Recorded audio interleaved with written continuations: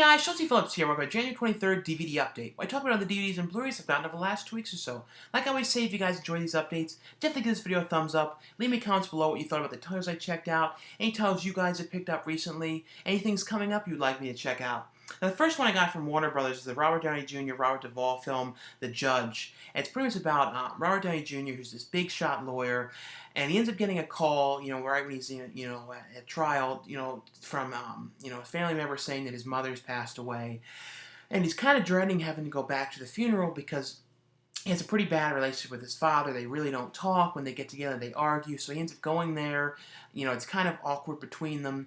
But as soon as he gets ready to leave after the whole thing, to the funeral, he ends up getting a call from his brother saying that, his father's been arrested and he's accused of running over somebody and, accused of murder. So it's kind of about him ending up having to be, on the case, helping his father, trying to figure out what happened and if his father really did kill somebody.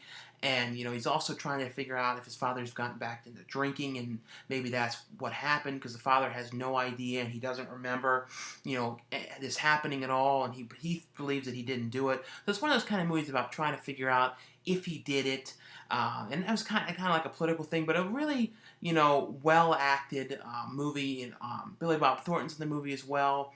And if you like these kind of things, I thought there was it's one of those movies you watch mainly for the performances in it.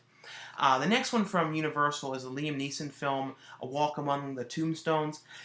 This movie kind of reminded me of a whole lot of different movies. It's like a whole lot of different ones kind of meshed into one. And I thought it was pretty good. I didn't think that it was absolutely amazing, but the movie's pretty much about Liam Neeson, who was this cop. Something ended up happening and he ended up leaving the force, and now he's like a private eye, does private cases.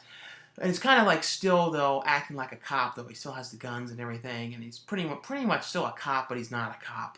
And he ends up getting this call from this guy who says that he was a drug dealer and his wife was taken for ransom. And, he pays them, but then he ends up killing the wife. So it's kind of Liam Neeson is paid to try and figure out who it was that killed the wife and who it was that, ransomed the woman. But when they're doing this, he kind of ends up uncovering all these other things. It's kind of about him trying to put the pieces together.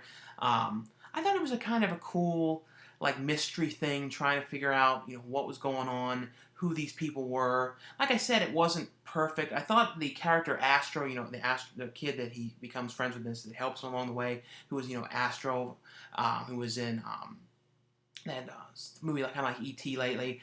I'm forgetting the name offhand, though. But he was in a bunch of different stuff. He's also in X Factor. I thought he was pretty good in this. I just thought it was an interesting kind of putting the pieces together kind of movie. It has a thing on here, a featurette on the look behind the scenes of it. But I thought it was pretty good. If you like Liam Neeson, too, I'd check it out. The next one is one that a lot of people have talked to me about, messaged me about if I've seen this one. And it's from MPI. And it's Starry Eyes. And it's basically about this girl who really wants to get into acting. She's kind of gone to auditions. Her friends around her, one of her friends is getting into commercials and things like that and having a little bit more success than she is. And she gets this one audition for this big movie for a production company. It's kind of almost like it sounded like a company that was really big years ago and is making their comeback.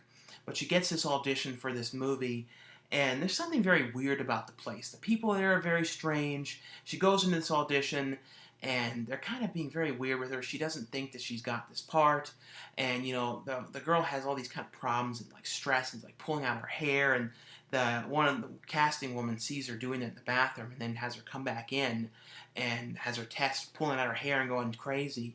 And they kind of like that. And then it's kind of about them calling her back in for things and then weird things going on, and you kind of find more weird things about this movie and what they're doing and what their plan is. I thought it was a pretty cool, well-acted, weird kind of movie. Especially, I'm an actor myself, so it's just, interesting, too, seeing the way people going crazy about, getting in these films and, about the dreams and stuff. Pat Healy was in this movie, too. He's been in a bunch of different stuff. The Innkeepers, Cheap Thrills. Always liked that guy and stuff. And pretty sure he's in Cheap Thrills. But it was basically, he played one of the guys who was the boss of her, and he was pretty cool in this movie. I don't know. I would definitely check this out. I thought this was a pretty cool indie horror movie with some pretty cool, just like different stuff in it, and like especially the end. Like everyone always says, the end is crazy. It really does take some crazy turns. The next one from Cinedigm. This is another one that I was really looking forward to seeing and really like this. It's Elijah Wood and Sasha Grey in Open Windows. And the director of this, I think, directed one of the segments in the first ABCs of Death. I'm pretty sure about that. And it's pretty much about Elijah Wood, who ends up like winning this contest to go to a movie screening premiere.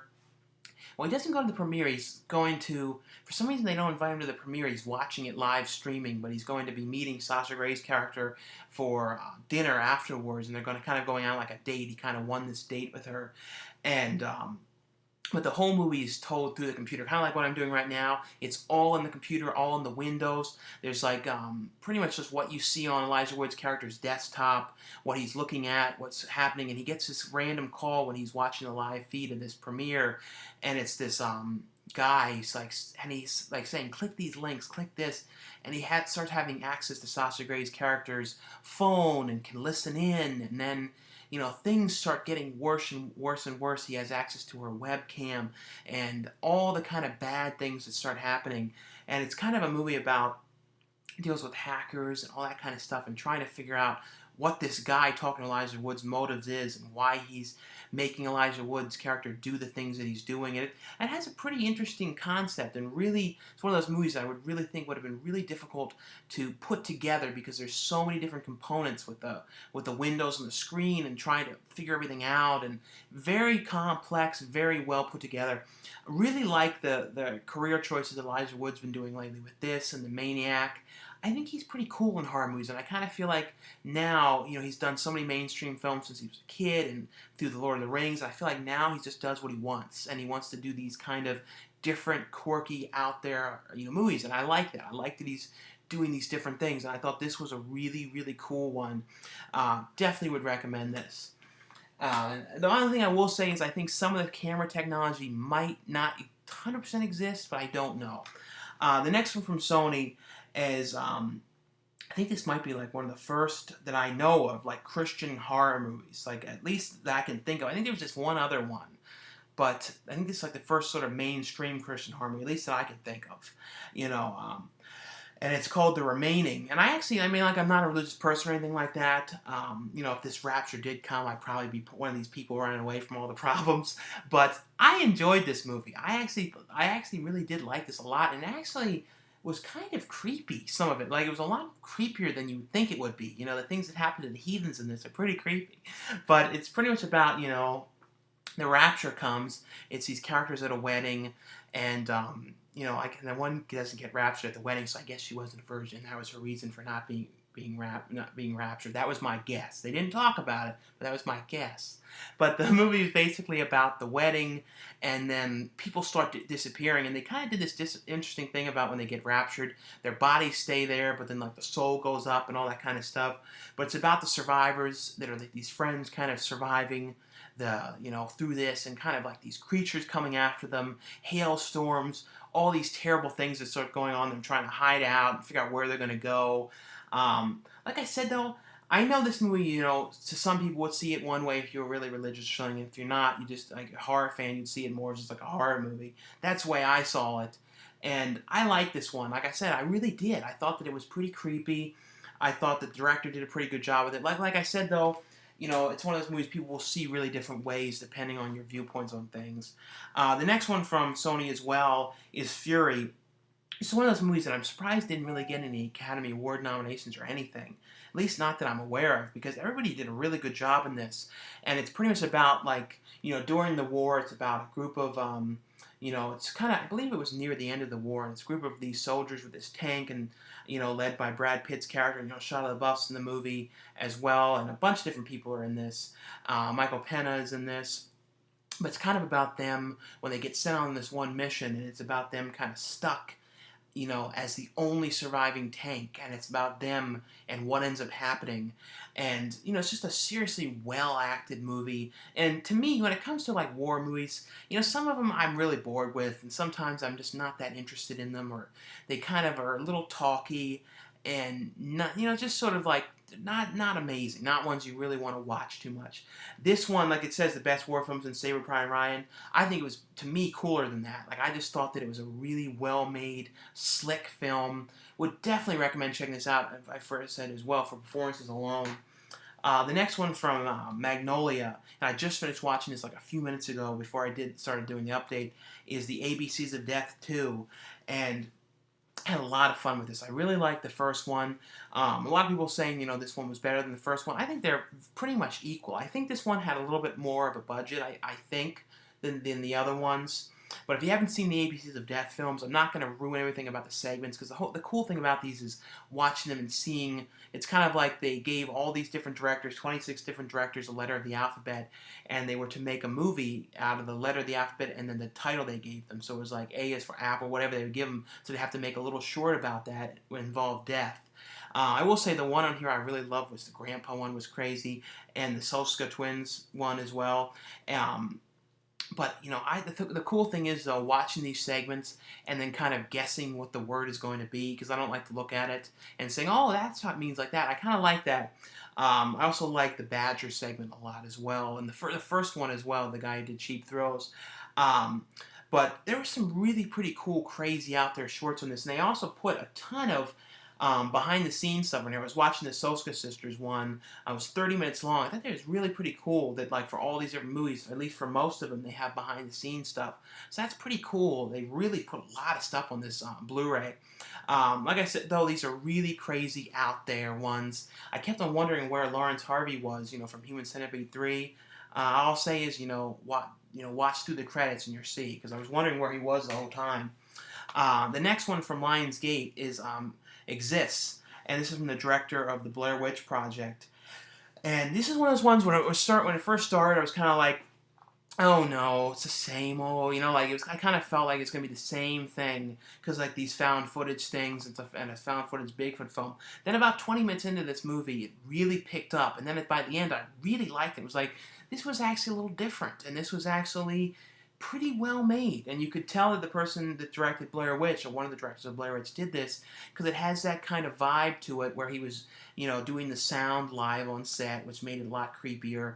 But it's basically about a group of these friends who are going out to the woods to go to one of their friends, like, uncle's cabins out in the woods.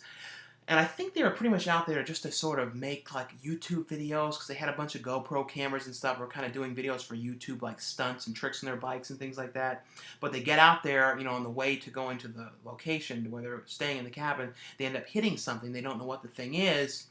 And it turns out, that it was a Bigfoot, and the movie is basically about Bigfoot kind of trolling them the whole movie, and, like, following them around, throwing things, and, eventually coming after them. But Bigfoot was a real upset arse in this movie. I mean, Bigfoot was angry, and at these people for hitting with the car.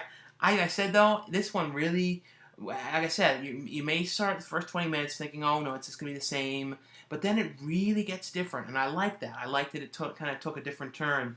Highly recommend this one, and it has a bunch of, I think I watched the whole thing. It was like 30-minute making of about making the movie, and they actually did it in 21 days, which was longer for a movie like that.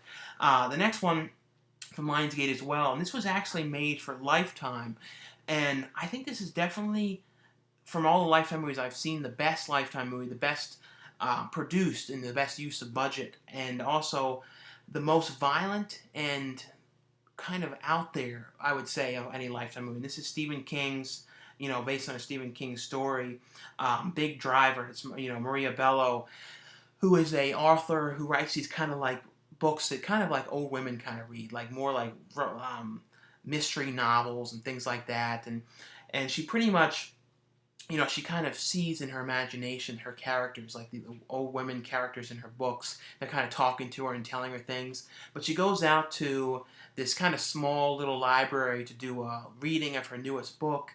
and she is going to her next location, and the person there tells her about, oh, you should go the back way. It's a much quicker way to get to the next place. Programs it into the GPS, to get to this area, and it's through this back road.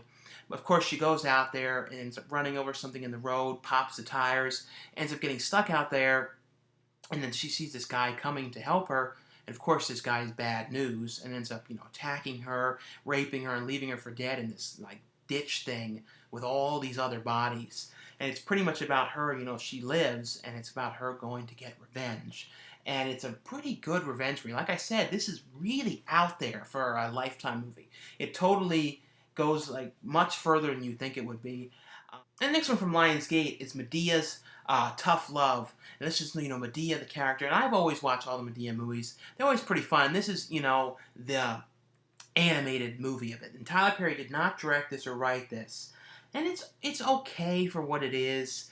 It kind of opens up like the Three Stooges ones, where it was like the Three Stooges and then like they were live action, and then it gets animated. But like I feel like the character of it just works so much more fun in real life, because I don't know. It's just some things are just not the same when they become animated, and it's kind of like it's okay, but it's kind of Medea gets in trouble again with the law, and she ends up having to like watch these kids. It was at some kind of community service center doing community service, watching these kids. It's okay. I didn't absolutely love it, but it's an interesting, different take on it. I don't feel like I would like to see it, Medea continue like this. I would rather, just see more live action Medea movies. And I don't know if this is going to like spawn off into a TV series. I will say though, the animation was really pretty good in this. So it was like classic. And I was looking up, who worked on it. There was a lot of people who worked on classic like 80s and 90s cartoons. So it has that kind of vibe to it, but just not amazing in the story department.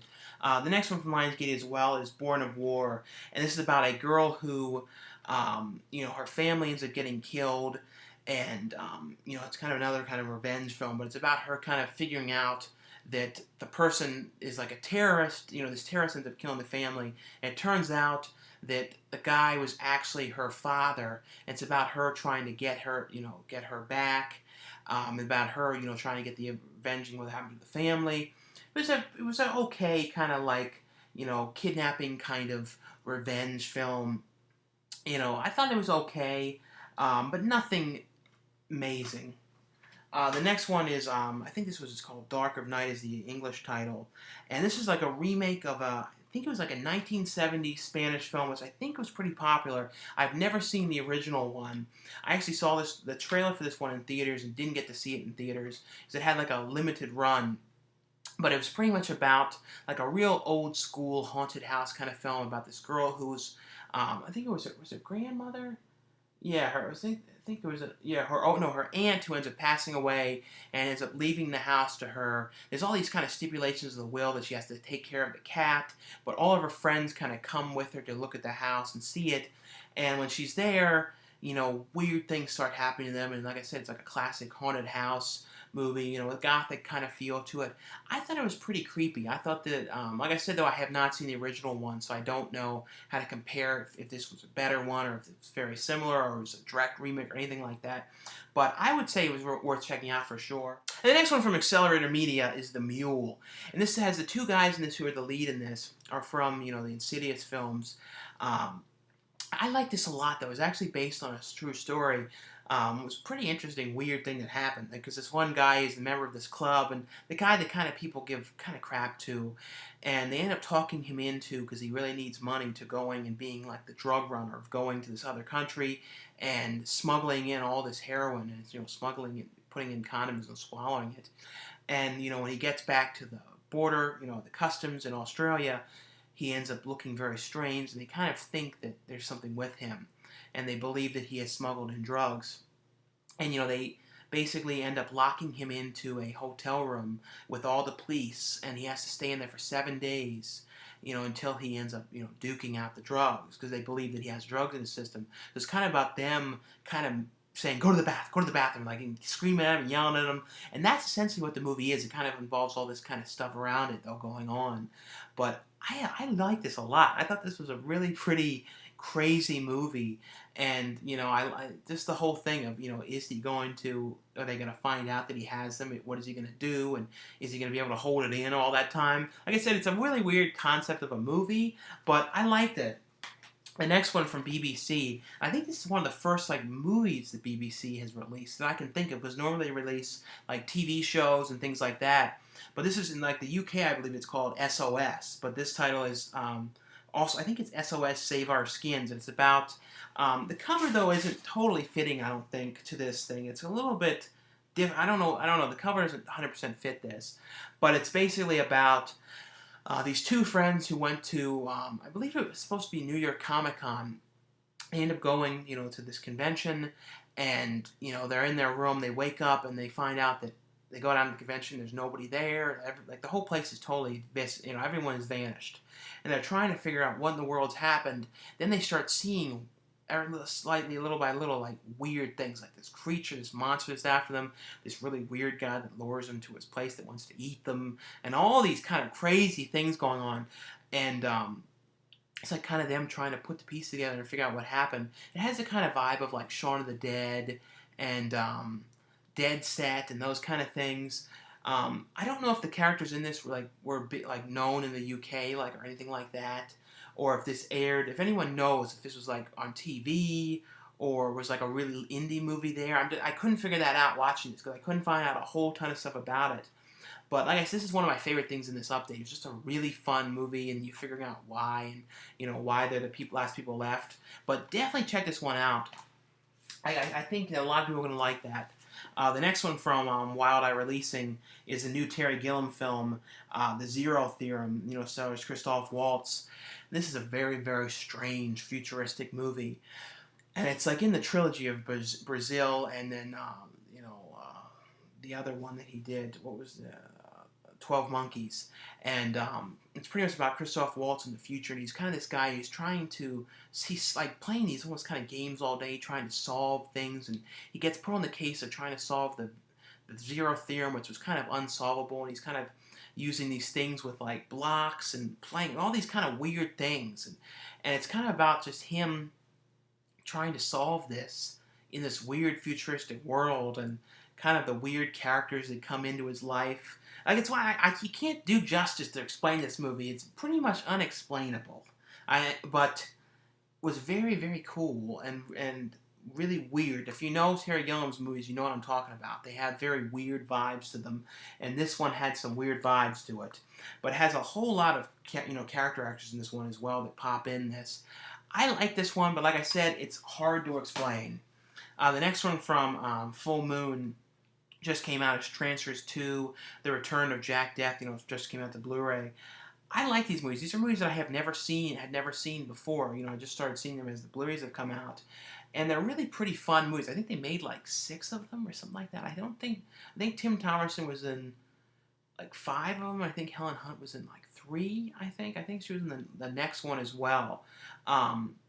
This is kind of about, a character coming back from the future, and then warning him about this other guy, the bad things that are going to start to happen.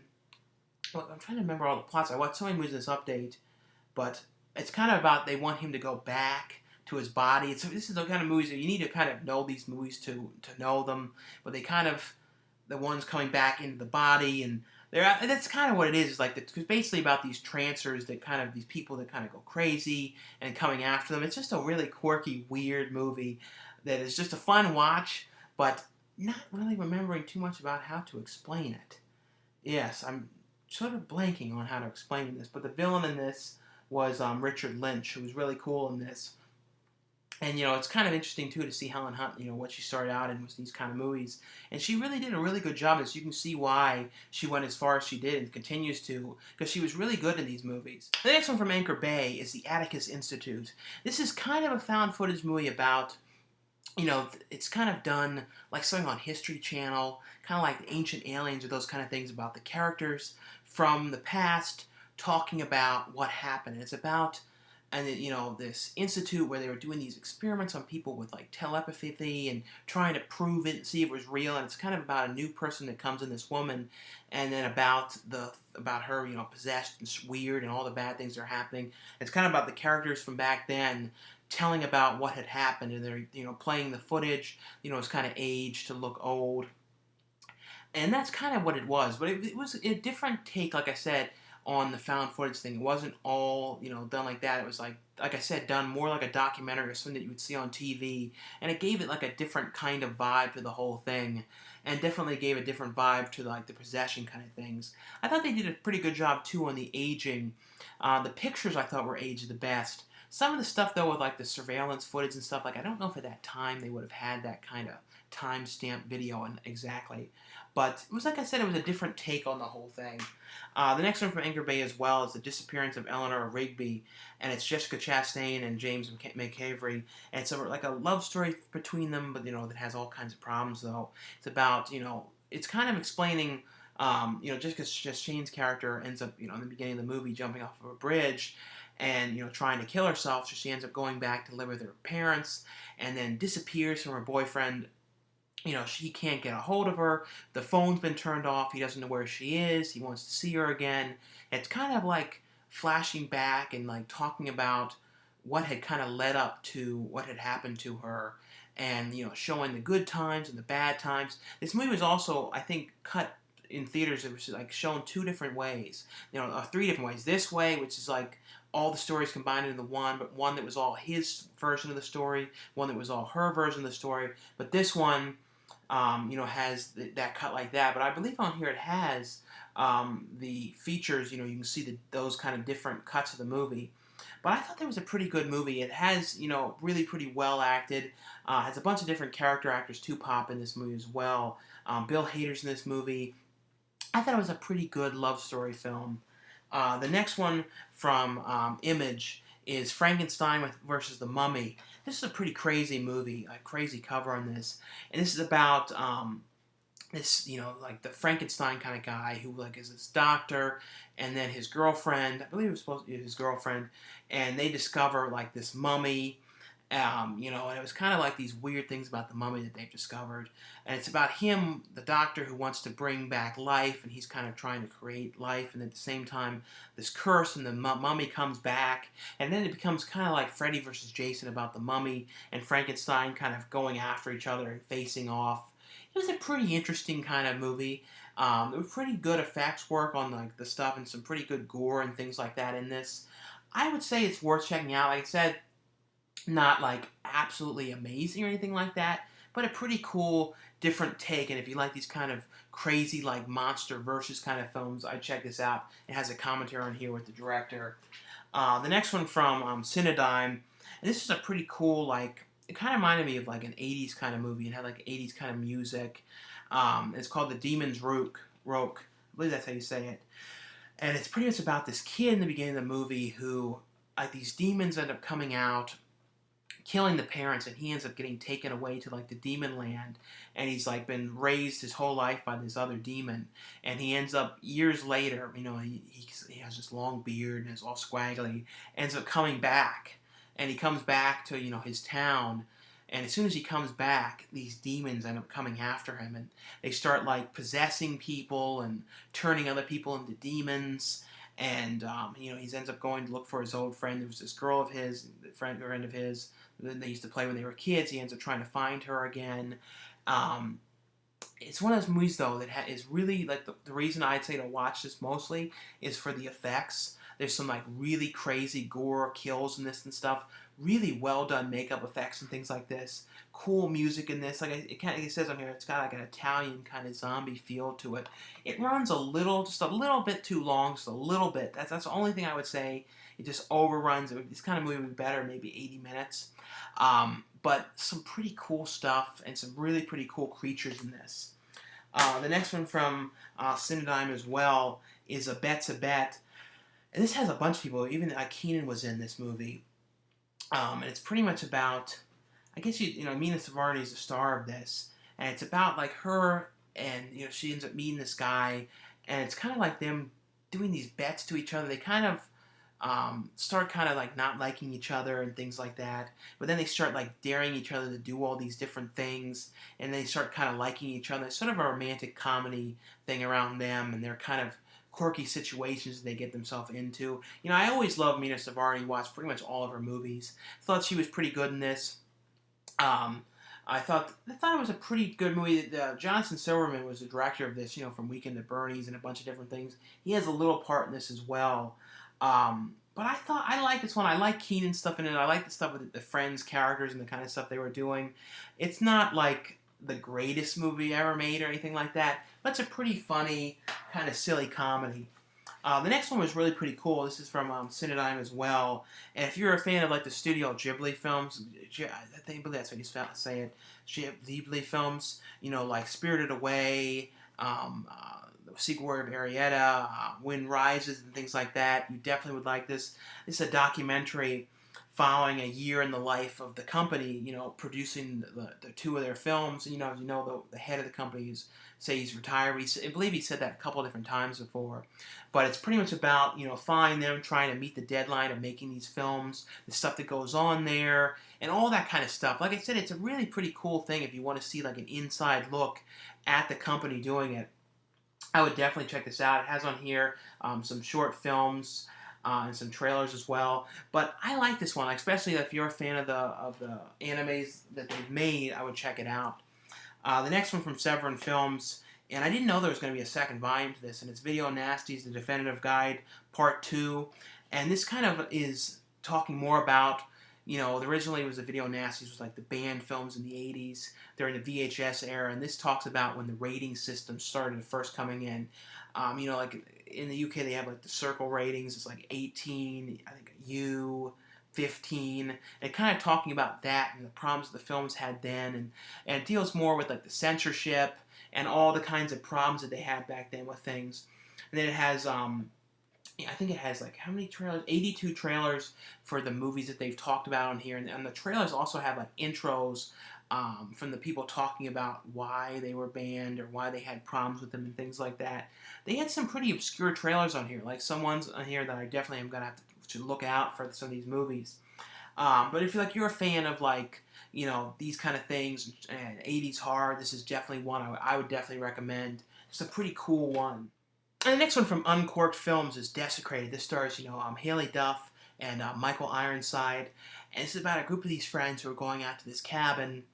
And when they're out there, you know who this guy is. You see him there. He's like kind of like watching the land for the one's father, and he like lives out there, but he's kind of nuts, and he's like, you know, uses the ground to like hunt people, and people come in there, he kills them. He's got all these kind of problems, but basically the people that come to this land, he starts like screwing with them and hunting them and kind of acting like it's not him. You know what I mean? And they're all kind of wondering where people are going and what's happening, and he takes them out there and tries to help them find them. And, you know, his plan is just to do all these things to them and kill them. And he has, like, landmines out there and all kinds of crazy different things out there. There's one scene when someone gets stuck on a landmine. I wish they had the budget to show, like, the explosion. Because, like, you don't even hear it. It was kind of funny. They were just like, I don't know. But I kind of like this. You know, I like Haley Duff movies. You know, I've watched actually a lot of Haley Duff movies. And she was in that one horror movie I really like called Backwoods, which was actually pretty good. But I thought this was actually okay. You know, I mean, like, I thought it has a couple different turns in it. There's been other things like this, but I wasn't bored with it. I actually thought it was pretty good. The next one is from Capital is 23 Blast. This is actually a true story, and it's actually directed by the Tuna Fish Sandwich guy. If you know Happiness, you know what I'm talking about. But it's basically about a true story about this football player who ended up going blind. He had this kind of sickness that made him lose his eyesight. And, you know, when that happens, you know, it's kind of about him trying to learn to do things again. But his coach ends up coming to him and saying, you know, because him not being on the team was a huge loss, and he was like one of the best players. And it's about him saying, we want you to come back. And it's kind of about him, even though he's blind, them trying to work with him and figure out how he can still do it. And it was a pretty well-made, inspiring movie. I think it was a Christian movie as well. But I thought it was a pretty well-made movie. I thought, though, some of the casting was a little bit off, though, on, like, the lead and the friend. I think they were a little too old for this to play high schoolers. it really did not look the age at all. And even some of the like extra kind of high school students on the team looked like they were in their like 30s. So that was the only thing about it that was kind of odd. Like sometimes I think like you gotta be people maybe be more careful though about the casting, especially like the extras when you can see them in the background too well. If they're like way too old, like I don't know. The next one from Olive Films is the John Leguizamo movie, and I had not heard anything about this before. And it's Fugly, and it starts off with him talking about how he wants to kill himself, and it's kind of going and talking about his like John Leguizamo's character's. And kind of I think some of it was kind of true to his own career a little bit, kind of a spoof on the whole thing, but kind of showing him, how he started, how he got his first break, and then kind of about his relationships and things like that, and kind of how he ended up getting led to wanting to kill himself. And I thought that it was okay. It wasn't like absolutely hilarious. Rosie Perez in this movie, Ali Sheedy, and I've always been a fan of John Leguizamo. I didn't think though this was like absolutely amazing. I know that he was one of the writers on this. It was okay though. It was an okay movie. Now, the next one from Olive Films as well, and this movie I don't think had ever had a U.S. release before. It's from Olive Films line, The Martini Entertainment, but I don't think this ever came out to DVD in America ever, and it's called Backwoods, and it was pretty much about. I'm trying to remember exactly what happens. Is they were going to a hotel and about this couple that was like going on a. I'm trying to remember exactly, reading back on what happened because I can't even remember exactly what happened in this exactly. But it was because all I was noticing was Clint Howard in this movie and how sort of strange some of this was. This was like Uwe Ball's like one of his earliest movies, which like I said I had never heard anything about this one, but it was kind of about this guy after this people at a hotel and kind of like odd things happening to them and like hunting them down and Clint Howard is like craziness. His hair was all poofed up and it was all nuts in this movie. It was kind of a weird movie. You can kind of tell though why it was never seen, or at least not that I know of. I had ever seen this or ever heard of this one ever. And it was made in like 2002, so I don't know like how it disappeared on the face of the earth for all that time. But I think because this was before he did House of the Dead and all that kind of stuff. It was okay. Like if you want to see like a weird Clint Howard movie, check it out. But it's nothing like amazing. The next one from Ketchup Entertainment is Wolves. This is another one I had not heard a lot about. And it stars Lucas Till. And I wish the movie, though, focused a little bit more on when he was, like, before he ended up leaving. And, like, the build-up to him becoming a wolf. But it's, like, this guy who ends up, noticing, having these weird dreams about him as wolves and attacking and things like that. And he ends up basically, like, turning into the wolf and killing his family. And the girlfriend ends up getting away, and his character ends up kind of going on the run, and leaving. The police are after him. They're not sure where he is, and he ends up going to find this town. Getting led to this town by this one guy that he meets at a bar, and it ends up being like a whole town of other werewolves. So it's kind of about him there and like meeting them and finding out his real family is from there. It was a pretty weird thing, though, about him and these kind of fights around, like, the head of this other tribe. It kind of was like an R-rated kind of Twilight kind of movie. The next one from Arc Entertainment is RPG, and it stars Rucker Howard. This is about, like, in the future, people can go and, who are old, they can pay money to be put into their minds, into the body of a younger person, like in their 20s. But the way it works is it's almost like Battle Royale or, the Hunger Games, where they, like 8 or 9 other people who are old people as well end up doing it at the same time, and only one of them can survive. So they get sent into the mind of the younger people. The younger people don't even know that they're the other people in the bodies. It's very confusing a little bit. And it's kind of like the only way you can kill them is if you figure out who the old person is in the young body, and it's about them trying to be who the ultimate survivor is and who gets to remain in the young person's body. It was a pretty interesting thing. They shot in this a pretty like weird location. It almost sort of seemed like a weird like abandoned zoo or something. But it's a pretty cool, like, futuristic, kind of, like I said, Battle Royale, Hunger Games kind of movie. This one from Retro Media, and I put a thing over it so no one says anything about it. There's not anything bad, but people always say something if I don't. But this is a new Mark Polonia film, and it's kind of about this girl who ends up going to this old house that she found out she's got.